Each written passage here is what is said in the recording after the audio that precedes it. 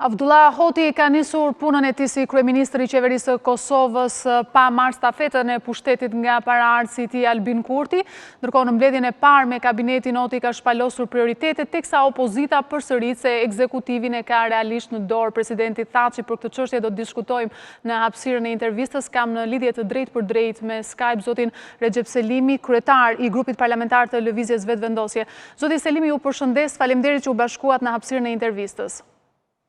Përshëndetje, faleminderit juve. Lëvizja Vetëvendosje ka cilësuar të paligjshme qeverinë e re Hoti. Përse nuk i respektoni vendimet e gjykatës kushtetuese, përse nuk i njihni institucionet? Në radhë të parë ne i njohim institucionet, por nuk mund të pajtohemi kur nga ato institucione buron edhe part drejtësi, si që është edhe gjykimi i gjykatës kushtetuese, i cili për fat të keq demonstroi edhe një herë që është një institucion i kapur dhe një institucion i cili shërben atyre që i kanë dekretuar dhe që i kanë votuar. Ne pritem që ky institucion të prodhonte drejtësi, por sidoqoftë ajo drejtësi nuk erdhi. Kam fjalën për dekretin e presidentit të Republikës, i cili dekretoi mandatarin Hoti duke shkelur kushtetutën, respektivisht nenet përkatëse nenit 82 dhe nenin 95.4 e kushtetutës së Republikës Kosovës, ku haptazi dhe me arrogancë u shkel kjo kushtetutë për të dhënë mandatin Hotit si jo fituesi i zgjedhjeve, respektivisht për ta anashkaluar fituesin e zgjedhjeve siç është Lëvizja Vetëvendosje. Deri te ky dekret erdhi me shkeljet e një pas njës me kushtetuese dhe po ashtu edhe vetë gjykata kushtetuese për fatkeq dëshmoi edhe një herë me këtë akt vendim raportin që ka me shkelësit e saj. Prandaj pavarësisht që emri është shumë i madh dhe jo rrallë herë mundohemi ta shënterojmë gjykatën kushtetuese, ajo prodhoi një vendim të padrejtë dhe ne padrejtësisë themi padrejtësi ngado që vjen edhe nga kurdo që vjen. Përse shpreheni se realisht ekzekutivin e ka në dorë presidenti Thaçi? Që nga fillimi, presidenti Thaçi nuk e ka fshehur asnjëherë tentativen dhe aksionin e tij për ta shkarkuar qeverinë Kurti, edhe kur është votuar qeveria Kurti, ai ka proklamuar që kjo qeveri duhet të bie, po ashtu është një ndër kreatorët dhe aksionarët e mocionit të mosbesimit ndaj qeverisë Kurti, duke bashkëpunuar ngushtë edhe me Lidhën Demokratike të Kosovës si partnere jone e atëhershme, e sidomos pas mocionit të suksesshëm të mosbesimit, ai me arrogancë i anashkaloi dy nene të kushtetutës së Republikës Kosovës, të cilat e përshkruajnë shumë mirë situatën se çfarë ndodh me përputhje me kushtetutën e Republikës Kosovës, kur mocioni i mosbesimit ndaj një qeverie është i suksesshëm. Po ashtu ai kishte takime intensive dhe po ashtu ai nuk e fshehu asnjëherë as përpjekjet e tij për ta formuar qeverinë Hoti. Madje kjo ilustrohet edhe me rastin e djeshëm të seancës kur u votu qeveria ilegale dhe ilegjitime e Hotit, kur njëri nga deputetët përcaktues të kësaj shumice tha, e citoj, se mbrëm unë kisha në konakun tim, në shtëpinë time, presidentin i cili me bindi ta votoj qeverinë Hoti dhe prandaj unë po e votoj. Kështu që po del që edhe një shkelje radhës e kushtetutës së Republikës Kosovës është shkaktuar tashme, është konsumuar mos e vepër në shkeljet të kushtetutës nga ana e Thaçit, edhe në ndërhyrja në formimin e ekzekutivit dhe po ashtu ndërhyrja e drejtë për drejtë në mandatin e deputetit. Kështu që përveç kaq, unë vetëm e ilustrova me rastin e deputetit Shala, por ka dhe të gjitha faktorët ne na çojnë që kjo qeveri më shumë është qeveria e Thaçit sesa qeveria Hoti. Prandaj këtë jo vetëm që nuk e fshehin dy palë protagonistët, madje thonë edhe me kënaqëri. Kështu që tash për tash de facto, po jo de jure, de facto rendi kushtetues në Kosovë është kthyer që ekzekutivi tashmë është nën komandën dhe në duart e presidentit, ashtu siç nuk e thot kushtetuta. Çfarë do të bëjë tani më Lëvizje Vetëvendosje në opozitë? A ka një agjendë të përcaktuar si lëvizje opozitare? Patjetër që po, sepse Lëvizja Vetëvendosje edhe gjatë kohës saj në opozit ka qenë aktive dhe shumë suksesshme edhe gjatë më shumë se 100 ditëve në qeveri, po ashtu do të jetë aktive edhe në të ardhmen. Në atë të parë ne do t'i shpjegojmë opinionit qytetarëve dhe po ashtu edhe faktorëve ndërkombëtar që kjo qeveri është edhe ilegale për shkak që ka ardhur në rrugë jo legale deri te formimi i saj, por edhe është ilegjitime për shkak se nuk përfaqëson shumicën e qytetarëve të Republikës Kosovës. Çfarë ne po bëjmë tani ne po bashkëpunojmë bashkë me qytetarët të cilët po duan zgjedhje. Dhe ne nuk rezistuam as që kishim ndërmend pavarësisht proklamimeve të ndryshme që të mbajmë pushtet, ne po ashtu dje, megjithëse nuk morëm pjesë në seancën e themelimit të qeverisë ose votimit të qeverisë ilegale, nuk kishim aksione për shkak të rrethonave që kanë të bëjnë edhe me pandemin, por tash në tutje ne do të angazhohemi maksimalisht që qytetarët e Kosovës të kenë të drejtë ta thonë verdiktin e tyre me anë të votës në zgjedhjet e reja që duhet të ndodhin sa më shpejt që është e mundshme. Prandaj kauza jon tash për tash do të jetë ne duam zgjedhje sepse qytetarët e Kosovës ose qytetarëve të Kosovës ju grabit, ju vodh fitoria të cilën ja dhanë me 6 tetor 2019 Lëvizjes Vetëvendosje. Lëvizja Vetëvendosje ka iniciuar edhe një peticion për zgjedhje të reja. Kanë firmosur tani më me 10 qytetarë. Cili është qëllimi i këtij peticioni dhe sa ka arritur në fakt realisht numri i firmave të mbledhura? Jo me 10, as me qindra, po deri tash ka arritur me mijëra dhe presim që ky do të jetë peticioni më i mbështetur në gjithë historinë e pasluftës në Kosovë. Ne mos harrojmë kemi 2 peticione të cilat kanë kaluar pra qindra mia në nënshkrime, duke e parë edhe peticionin e fundit që ne kishim organizuar që kishte të bënte me mbrojtjen e territorit nga ana e Malit Zi, pra ishte marrëveshja kundër demarkacionit të Malit Zi, e cila marrëveshje u ratifikua në Parlamentin e Kosovës, por paraprakisht kishte më shumë se 204.000 nënshkrues në Kosovë. Tash ne me lehtësi mund të themi që ky peticion do të jetë akoma më i madh se sa ai i mbrojtjes së territorit, sepse qytetarët janë shumë më të mobilizuar, qytetarët janë shumë më të vetëdijshëm, e mbi të gjitha janë shumë më syqel në mbrojtje të drejtave të tyre në radhë të parë, por edhe në mbrojtje të Lëvizjes Vetëvendosje, të cilën e kanë shpallur fitues në zgjedhjet e 6 tetorit të vitit kaluar. Qartë, cili është qëllimi i këtij peticioni? Çfarë do të ndodhë në momentin që do të keni mbledhur firmat që ju nevojiten? Qëllimi i këtij peticioni, sikur edhe i peticioneve tjera, do të jetë sensibilizimi dhe do të jetë po ashtu rritja fuqisë tonë vepruese, qoftë jashtë, qoftë brenda Parlamentit të Kosovës. Parlamenti i Kosovës do duhet ta respektonte një gjë të tillë, edhe institucionet e Kosovës do duhet të nënshtroheshin vullnetit të qytetarëve, sepse të fundit këto institucione janë të qytetarëve e jo qytetarët e institucioneve, prandaj ne mendojmë që bashkë me peticionin edhe protestat do të jenë diçka e pashmangshme nëse vazhdojnë të ngulin kamp ata të cilët do duhet të shpallin zgjedhjet. Rruga ligjore e këtij dokumenti cila është? I drejtohet Parlamentit, gjykatës kushtetuese, çfarë ndodh me të? Në radhë të parë ka, përveç se është ligjore gjithsesi, sepse edhe infrastruktura jonë në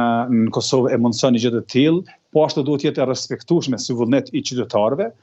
dhe mbi të gjitha do duhet të ishte edhe reflektuese, pra do duhet institucionet e Kosovës të reflektonin në gjë të tillë. Dhe adresimi i këtyre nënshkrimeve është edhe Parlamenti, janë edhe institucione tjera qoftë vendore, qoftë ndërkombëtare, e mbi të gjitha nuk do të ngelet vetëm një veprim në letër, për shkak se ata qytetarë që janë të gatshëm të nënshkruajnë këtë peticion, gjithsesi do të jenë të gatshëm edhe të mbrojnë të drejtat e tyre, e mbi të gjitha të drejtën për të zgjedhur, qoftë me anë të protestave, qoftë me anë të aktivizmit qytetar në çdo formë demokratike dhe të lejueshme. E qartë që sigurisht që zëri i qytetarëve duhet të dëgjohet, po cili është institucioni që vendos për zgjedhje të reja në Kosovë? Institucioni që vendos për zgjedhje të reja është edhe Parlamenti i cili ka të drejtë ta shpërndajë vetë vetën, por po ashtu edhe presidenti i cili do duhet shpallte zgjedhje. Ky e dyta nuk besoj që presim për shkak se presidenti i ka jo vetëm presidenti, po sidomos presidenti dhe partitë vazalet e tij i kanë si thuaç tmerr ti parashohin në zgjedhjet për shkak se tashmë të gjitha sondazhet dhe matit në opinion qesin Lëvizjen Vetëvendosje superiore ndaj gjitha subjekteve tjera politike e jo rrallë herë më të madhe edhe se sa të gjitha subjektet tjera politike bashkë. Ju i përmendët protestat, tani më keni nisur edhe provat për organizime të tilla, pritet të ketë të tjera tubime si do të vazhdojë aksioni i protestave në Kosovë? Mund të kishte pasur protesta edhe dje kur është votuar qeveria ilegale dhe ilegjitime, por për shkak të pandemisë, për shkak të rrezikut që mund të ketë nëse qytetarët mbledhen në formë që thuash më të madhe se sa e mbledhje me tani, por kjo nuk do të thotë që në ditët në vijim sapo të krijohen kushtet qytetarët e Kosovës do të rrinë në shtëpitë e tyre. E di edhe besoj që tashmë opinioni ka kuptuar që edhe emocioni i mosbesimit erdhi kur qytetarët ishin të mbyllur për shkak të koronavirusit, po ashtu e dim që ata u ngutën që gjatë mbizotrimit e pandemisë edhe ta zgjedhin qeverinë ilegale dhe ilegjitime, por qytetarët e Kosovës nuk do të rrinë gjithmonë në shtëpia edhe virusi gjithmonë nuk do të jetë në mbrojtjet e tyre. E përmendët pak më herët dhe tha që do të bindnin ndërkombëtarët se gjykata kushtetuese ka vepruar në mënyrë të njashme në kundërshtim me ligjin. Si do të arrini t'i bindni? Keni argumenta lidhur me këtë fakt që ju pretendoni? Edhe tash janë të bindur qytetarët për padrejtinë që po ndodh këtu, pavarësisht se, ndërkombëtarët, pavarësisht që shumë faktorë ndërkombëtarë edhe nuk janë unik sa i përket zhvillimeve në Kosovë, tash me keni parë edhe divergjencat e çarqeve të ndryshme ndërkombëtare, por sidoqë të jetë tash për tash diplomacia prezente në Kosovë dhe po ashtu edhe çarqe tjera ndërkombëtare për fat të keq e kanë si pikë referencë vendimin e gjykatës kushtetuese të cilëve pavarësisht që ata dinë që është i padrejtë, po i referohen tash. Kështu që tashën e të ardhmen mendoj që qytetarët e Kosovës janë ata të cilët përcaktojnë edhe zhvillimin e brendshëm të Kosovës, po ashtu jo rrallëherë kanë përcaktuar edhe vokabularin e bashkisë ndërkombëtare kur bëhet fjalë për Kosovën. Kështu që qytetarët e Kosovës do duhet të vendosin, do të vendosin edhe ndihmësi më i madh që qytetarët e Kosovës të vendosin për fatin e vet do të jetë Lëvizja Vetëvendosje si një subjekt politik dhe organizatë politike e cila do të jetë gjithmonë edhe në anën e tyre, por ashtu gjithmonë do të jetë edhe facilituese në ndërmarrjet të tyre sa i përket organizimit qytetar dhe sa i përket aktivizmit qytetar. Zoti Selimi, Lëvizja Vetëvendosje kishte si objektiv mbrojtjen e integritetit territorial të Kosovës. Tani më këtë zotime ka bërë edhe kryeministri i ri, zoti Avdullah Hotin. Çfarë shihni se do të ndryshojë? Ne kemi plot arsye që tash më të mos ju besojmë deklaratave të tilla duke referuar të kaluarës, sepse edhe LDK-ja, edhe AK-ja të cilat janë parti tash në pushtet, na kanë rikujtuar shpesh herë që nuk janë konsistente në ato çfarë thonë. Ja për shembull kujtoj vetëm deklarimet dhe kauzën e Aleancës për Ardhmërinë e Kosovës dhe të zotit Haradinaj, i cili ka vazhduar të ishte me ne për kohë të gjatë në protesta në mbrojtje të integritetit territorial të Republikës Kosovës sa i përket raportet me marrëveshjen për demarkacionin e Molëzisë, sapo erdhi në pushtet, ai u dorëzua para asaj marrëveshje dhe pranoi që të ratifikojë dhe ishte përcaktuese e ratifikimit të asaj marrëveshje. Po ashtu, edhe Lidhja Demokratike e Kosovës ka deklaruar dhe kishte deklaruar mbi të gjitha edhe ishte angazhuar që bashkë me Lëvizjen Vetëvendosje të ishte në mbrojtje të integritetit, në mbrojtje të suverenitetit, të ishte po ashtu edhe për reciprocitet ndaj në raport me Serbinë, por tash ka ndryshuar këtë raport dhe pavarësisht se para pak muajsh ishte bashkë me ne për reciprocitet ndaj Serbisë, ajo menjëherë tash doli në anën tjetër dhe është kundër këtij reciprociteti në raport me Serbinë. Prandaj ne vetëm gjë që duhet ta besojmë mos konsistencën e Lidhjes Demokratike të Kosovës dhe të Aleancës për Ardhmërinë e Kosovës dhe këtë ata na kanë treguar vetë me shembuj konkret.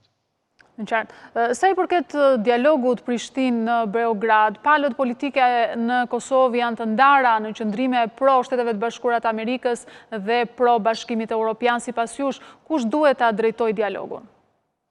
Në radhë të parë, do të doja që nga mediumi juaj që këtij raporti t'ju referoheshi si bisedimet Kosovë-Serbi më shumë se sa si Prishtinë-Beograd, sepse bëhet fjalë për dy shtete të ndara veç e ju për dy kryeqytete, kurse në radhë të dytë mendoj që atë çfarë do duhet ndodhur në Kosovë, në fakt nuk do duhet kishte fare nevojë për negociata, e sidomos pas shpalljes së pavarësisë Kosovës, sepse negociatat pas shpalljes së pavarësisë Kosovës i bie që ne akoma po vazhdojmë ta negociojmë pavarësinë, shtetësinë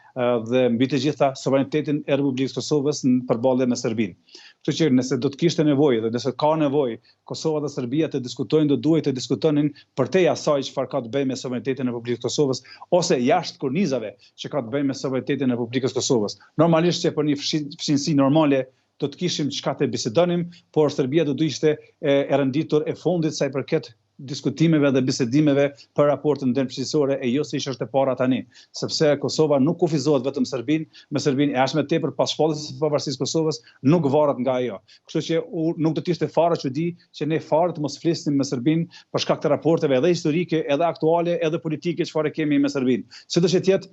udhëheqësi kryesor i bisedimeve me Serbinë, nëse do të kishte nevojë, do duhet ishte kushtimisht Kushtetuta e Republikës Kosovës dhe kushdo që e respekton, e nderon dhe e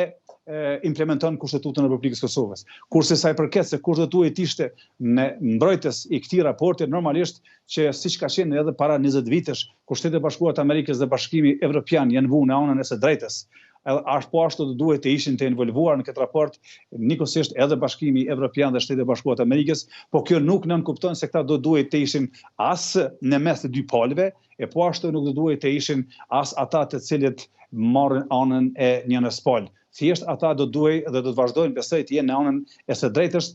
në atë në të cilën është dhe Kosova. Qartë. Sa i përket zhvillimeve të ditës së sotme, ku vendi ka miratuar edhe formimin e një komisioni jetimor parlamentar për periudhën e pandemisë, pra për menaxhimin e pandemisë, një propozim i ardhur nga PDK-ja. Ju jeni shprehur të hapur për hetime lidhur me këtë çështje. Keni një koment për akuzat e ngritura? Natyrisht që ne nuk jemi kundër cilit do hetim që ka të bëjë me cilin do rast të ngritur. Pavarësisht edhe në rastin konkret edhe me pretendimet e Partisë Demokratike të Kosovës sa përket menaxhimit apo siç thonë ata keq menaxhimit të situatës me pandemin COVID-19 në Kosovë. Tashmë Kosova ka marrë notat më të mira edhe nga brenda, nga qytetarët e këtij vendi, po edhe nga jashtë që ka menaxhuar në mënyrën më të mundshme në përputhje me kapacitetet që ka Kosova pandemin COVID-19. Por nëse kushdo mundohet që këtë menaxhim të mirë ta shoqëroj edhe me hetim, ne nuk kemi asnjë problem, jemi deklaruar sapo ata kanë shprehur gatishmërinë ose kërkesën për formuar një komision hetimor parlamentar, ne jemi të parët që kemi mbështetur edhe në atë kohë kur ishim mazhorancë, po ashtu në atë kohë edhe vetë ministri i shëndetësisë, i cili duket të jetë target i hetimit të këtij komisioni hetimor parlamentar është shprehur dhe është i gatshëm, madje i ka inkurajuar që ta bëjnë çdo lloj hetimi që e kanë në duar, po ashtu të njëjtën gjë thamë edhe sot, kushdo që ka për diçka për të hetuar, ne jemi gatshëm ta ndihmojmë edhe me prezencën tonë edhe të ofrojmë gjithçka. Por sidoqë të jetë kjo situatë edhe kjo situatë e krijuar qoftë sot në kuvendin e Kosovës, qoftë edhe më herët, nuk do duhej asnjëherë as të mbështetemi para gjykime, as mbi akuza, e mbi të gjitha as mbi insinuata dhe gënjeshtra të cilat nganjëherë jo rrallëherë partitë oponente po mundohen të nxjerrin për ta humbur se thuash ose për ta lënduar suksesin që pat qeveria Kurti në menaxhimin e situatës me COVID-19. Kështu që edhe sot edhe një herë demonstruam dhe i dërguam anëtarët tonë në këtë komision, neve sipas qencit dhe sipas situatës së raportit në kuvendin e Kosovës na takon të udhëheqim këtë komision hetimor parlamentar, po do të japim kontributin tonë dhe inkurajojmë kushdo çdo që ka nevojë të hetoj, mund të hetoj, por jo duke u mbështetur as mbi intriga, as mbi shpifje, e as mbi situata të paqena, por të ketë një vlerësim objektiv sa i përket gjithçka që ata kanë nevojë të hetojnë, të shohin dhe mbi të gjitha të kristalizojnë për qytetarët e Republikës Kosovës. Po, në qartë. Duhet ju pyesja lidhur edhe me një angazhim tuaj që ndërmorët kur erdhët në krye të qeverisë së Kosovës për luftën ndaj korrupsionit, por nga ana tjetër ka pasur akuza në mediat në Kosovë se anëtarët e bordeve i zëvendësuat me njerëzit tuaj. Si i përgjigjeni këtyre akuzave? Në atë të parë, anëtarët e bordeve nuk janë zëvendësuar, por me njerëzit tanë as me njerëzit e askujt. Anëtarët e bordeve janë anëtarë të përkohshëm derisa të krijohen borde dhe të botohen apo të zëvendësohen ato borde me anëtarë të përhershëm të atyre bordeve. Në atë të dytë, ne shkarkimin e bëjmë pikërisht duke luftuar korrupsionin për shkak që tashmë dihet që përqendrim i pushteteve të kaluara thjesht ka qenë dërgimi militantëve dhe njerëzve të dëgjueshëm nëpër këto komisione të cilët njerëz u kanë kryer punë pushtetarëve të drejthershëm. Ne kishim dhjetra anëtarë të cilët i dërguam nëpër borde, ka rastisur që nduket 4 prej 70-s disa kanë mund të jenë edhe antar të Lëvizjes Vetëvendosje, por kjo nuk i ka bërë asnjëherë, as nuk i bën ata që të mos kenë të drejtë dhe të mos jenë njerëzit të cilët do ta kryejnë punën me përkushtim dhe në përputhje me ligjin. Ne nuk i kemi shkarkuar ata pse janë parti, pse janë antar të partive dhe subjekteve tjera politike, por ne i kemi shkarkuar ata për shkak që kanë kryer punë të këqija dhe janë përfshirë në korrupsion. Thjesht një të korruptuarit i kemi zëvendësuar me të pakorruptuar, pa u përqendruar shumë edhe në përkatësitë e tyre politike, qoftë në anën tjetër qoftë në anën tonë. Pra nuk i kemi parë nga i kantë, sidoqë që tjetë, ne nuk kemi faj që njerëzit e Lëvizjes Vetëvendosje janë më të mirë dhe më të pakorruptuarit. Edhe një pyetje të fundit, zoti Selimi, për çfarë do të mbahet mend qeveria Kurti gjatë drejtimit në krye të qeverisë së saj, më konkretisht gjatë 51 ditëve që u drejtua shteti, por edhe më shumë sepse vijoi edhe më tej gjatë kohës së pandemisë? Në fakt, para se të vi të kjo përgjigje, kam për detyrim të thamë vetëm edhe një fjali sa për këtë pyetje së më hershme. Pikërisht lufta jonë kundër korrupsionit u kthye edhe në panik ndoshta edhe për një pjesë të partnerëve tonë, sepse ne nuk e ndajmë luftën kundër korrupsionit me ata që janë pushtet dhe ata që janë opozit, por ne luftuam korrupsionin dhe duket që edhe vetë partneri jonë i ideja të hershme u prek nga kjo luftë, për shkak që jo pa faj ishte edhe partneri jonë. Prandaj pikërisht lufta jonë e pa kompromis kundër korrupsionit i bëre ata që të bëhen bashkë dhe të panikohen për ta shkarkuar qeverinë Kurti. Kurse sa përket pyetjes suaj se për çfarë do të bëhet mend qeveria Kurti, normalisht që do të bëhet për shumë çka për të mirë. Do të bëhet mend për shkak se është vetëm një qeveri e pas luftës së Kosovë, e cila qoftë nga përkrasit e mbi të gjitha nga kundërshtarët nuk mund të akuzohet, jo që ka bërë ndonjë aferë korruptive, por përkundrazi nuk mund të akuzohet që nuk ka bërë luftë kundër korrupsionit. Pra ne nuk kemi qenë pasiv të pakorruptuar, por kemi qenë aktiv kundër luftës, pra kundër korrupsionit. Po ashtu edhe shembujt qoftë të kryeministrit, qoftë të ministrave dhe përkushtimi tyre në detyra e bën që qeveria Kurtit të mbahet mend dhe të kërkohet nga qytetarët. E në fund të fundit, po të ishte qeveri, siç na quajnë oponentët, ata qytetarët e Kosovës do të kundërshtonin ose do të protestonin kundër qeverisë, e jo që ka ndodhur për herë të parë në Kosovë, e qytetarët e Kosovës janë ngritur në këmbë dhe kanë bërë protesta për ta mbrojtur qeverinë e tyre, gjë që nuk ka pasur të kundërta, por nuk ka pasur protesta dhe ankesa për ta zuar qeverinë e vet. Kështu që ai çfarë do të bëhet mend për tjetër gjë edhe për shumë çka, qeveria Kurti është edhe për luftën e pa kompromis kundër çdo armiku të pavarësisë së Kosovës, sidomos kundër atyre që e atakojnë drejt për drejt suverenitetin e Republikës Kosovës dhe për dignitet shtetëror, qoftë përballë miqve, qoftë përballë kundërshtarëve të këtij shteti. Prandaj këtë qeveri jo thjesht do ta kërkojnë, por qytetarët e Kosovës do të bëjnë gjithçka për të pasur mundësinë që ta rikthejnë prapë. Shumë faleminderit zoti Selimi edhe një herë për mundësinë që i dhat radio televizionit Ora për këtë intervistë. Ishte kënaqësi, ju faleminderit shumë.